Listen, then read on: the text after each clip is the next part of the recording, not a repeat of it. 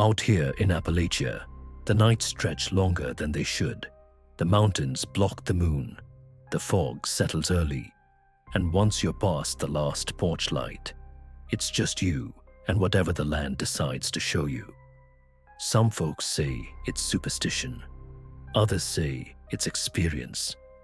Either way, these hills have stories, and tonight, you're going to hear 3 of them. This is Halloween in Appalachia. Let's begin. The house in the cutback. I've lived in southern West Virginia my whole life, up in the hills near Hinton. You grow up here and get used to how quiet it gets at night. But there are certain places in Appalachia where the quiet feels different, heavier, that kind of silence that hums in your ears. It was Halloween night, about 6 years back. The county dispatcher called around 9, said a big oak had fallen across Cold Branch Road, blocking both lanes. Everyone else was home with their kids or half drunk watching the game, so I took the truck out myself. That stretch of road runs through a narrow cut between 2 ridges. The rock walls lean in close, and when you drive through at night, your headlights just bounce between them. You can't see much beyond what's directly ahead. I found the tree about halfway down the hill. No big deal, I thought. The road was slick with dew, but the weather was clear.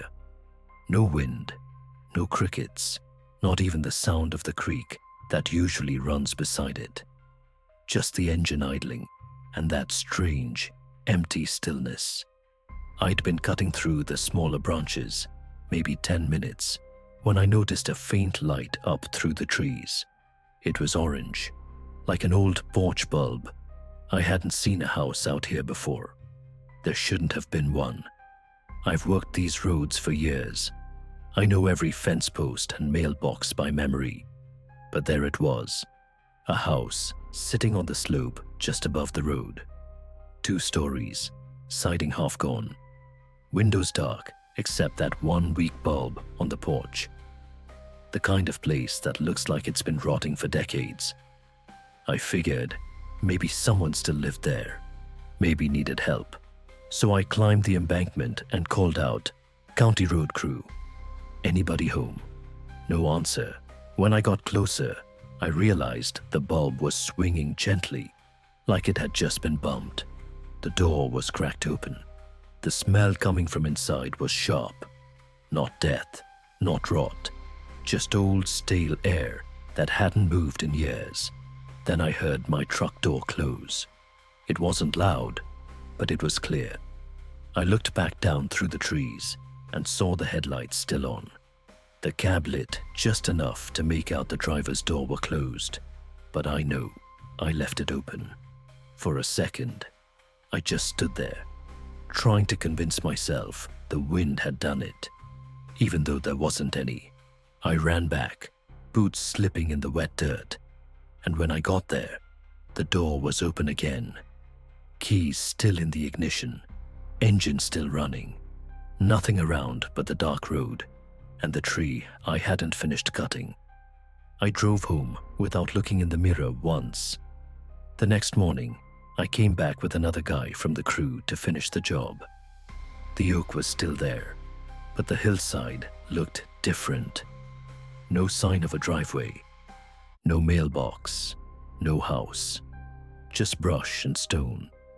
Later that week, I mentioned it to an old-timer at the diner in Hinton. He said there used to be a place up there, back before the flood of '79. Whole family got trapped when the hillside gave way. I don't know what I saw that night, and I don't really care. All I know is, every Halloween since, I skipped that route, because some parts of Appalachia never let go of what they lose. The ridge at Briar Fork, I was working nights for the county road crew out near Briar Fork, a small hollow tucked deep in the southern Appalachians. It's the kind of place where the roads are barely wider than a truck and cell service cuts out as soon as you hit the first curve. That Halloween, I drew the short straw and got the night watch at the salt shed halfway up the ridge. Nothing exciting, just keeping an eye on the grader and the fuel tanks until morning. I had a thermos of coffee, a small radio, and the sound of the wind through the trees. Around 11, the wind stopped. Not slowed, stopped. The air went flat, like somebody had turned the world off. I stepped outside, thinking the generator might have died, but it was still humming fine. The silence was so deep that my own footsteps sounded wrong against the gravel. Across the valley, maybe a mile away, I saw a single porch light burning on the opposite slope. I'd never noticed a house there before, and I'd been working this route for years. The light flickered a little, then went steady again. By midnight, the fog came in. Not the thin kind that drifts. This rolled heavy through the trees and pooled in the low spots until I couldn't even see the fence 20 feet out. I decided to drive down to the junction. Figured if the fog kept up, I'd just wait it out by the main road. About halfway down, I hit something I'll never forget. The road split. It's a single-lane ridge road. It can't split. But right there in front of me, 2 tire-scarred tracks veered off to the left, climbing higher into the trees. The dirt looked freshly turned, like somebody had graded it that week. I'd never seen that path before. I stopped and rolled down the window. The smell that came through wasn't right for the woods. It was damp clay mixed with creosote, the kind of smell that comes off railroad ties or old timbers. I should have backed up and gone home, but curiosity's a bad thing in these hills. I turned left. The fog thickened until the headlights hit nothing but white. I drove maybe another quarter mile before I realized there were no trees anymore, just stumps, a whole stretch of ground stripped bare. My tires crunched on something that wasn't gravel. When I got out and looked with my flashlight, the beam hit rusted rebar and half-buried concrete. It wasn't a road. It was the foundation of something. Rows of it, all running downhill, like the outline of old houses. And that smell, stronger now, almost metallic, was coming from a shallow trench that ran through the middle. I didn't stay to see more. I got back in the truck, threw it in reverse, and drove. When I finally looked in the mirror, the road behind me was gone. Just solid forest. Back at the shed, the clock on my phone read 2:17 a.m., but the dash clock in the truck still said 12:17. A week later, I asked a county surveyor if there'd ever been building permits up that ridge. He said there used to be a small mining camp there, washed out by a slide in the 40s. He said they never cleared the foundations. Every Halloween since, when the fog drifts low over Briar Fork, you can see the faint shape of that split in the road again for a few minutes before it disappears. I've seen it twice now, but I don't stop anymore. The hollow, behind the water plant. I live outside Princeton, West Virginia, down in southern Appalachia.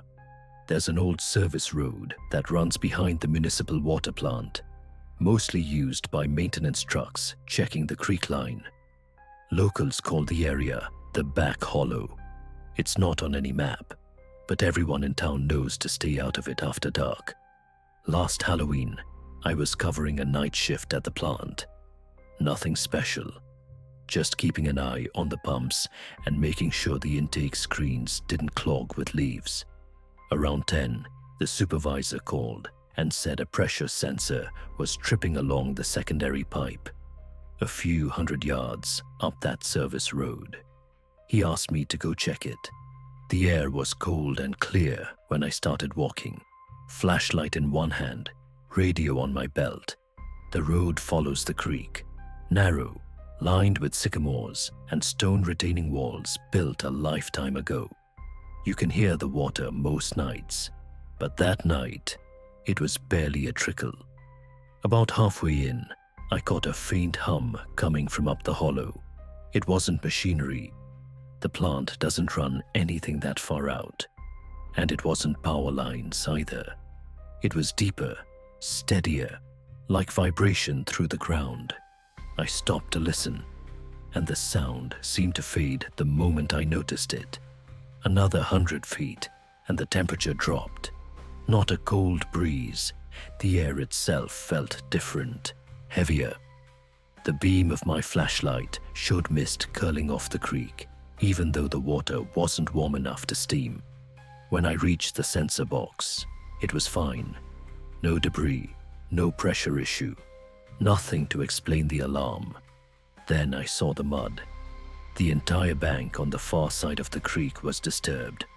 Wide patches of wet earth with long streaks through it, like something heavy had been dragged uphill. But there were no boot prints, no tire marks, nothing that made sense. Just smooth channels in the clay, leading into the trees.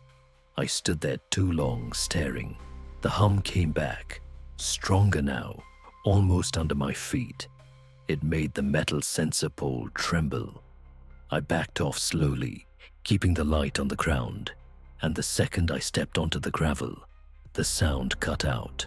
When I reached the gate and checked my watch, it said 12:41. I'd only been gone maybe 40 minutes by my own guess. But when I got inside and signed the log sheet, it showed I'd left at 10:11 and come back at 11:35. The control room clock said 11:41. My watch was running an hour fast, or something had taken more time than I remembered. Either way, I can't explain it. The next morning, daylight showed nothing. No tracks, no torn earth, no mist. Just quiet water and leaves floating downstream. Every Halloween since, that same sensor trips, once between 10 and midnight. Nobody's assigned to check it anymore. They say it's the system glitching, but you can feel the vibration through the concrete whenever it happens. Like the ground remembering something it doesn't want to. That's how it is out here. Nobody's chasing answers, and nobody hangs around to make sure they're right. When Halloween comes, folks stay close to home and let the hills be. It's easier that way, because in Appalachia, once the dark settles in, you don't go looking for what's already watching. Thanks for watching No Sleep Tonight. And if you enjoyed the video, don't forget to like, share, and subscribe. It truly helps this channel grow and keep these horror stories coming. I'll see you in the next video, and until then, sleep well.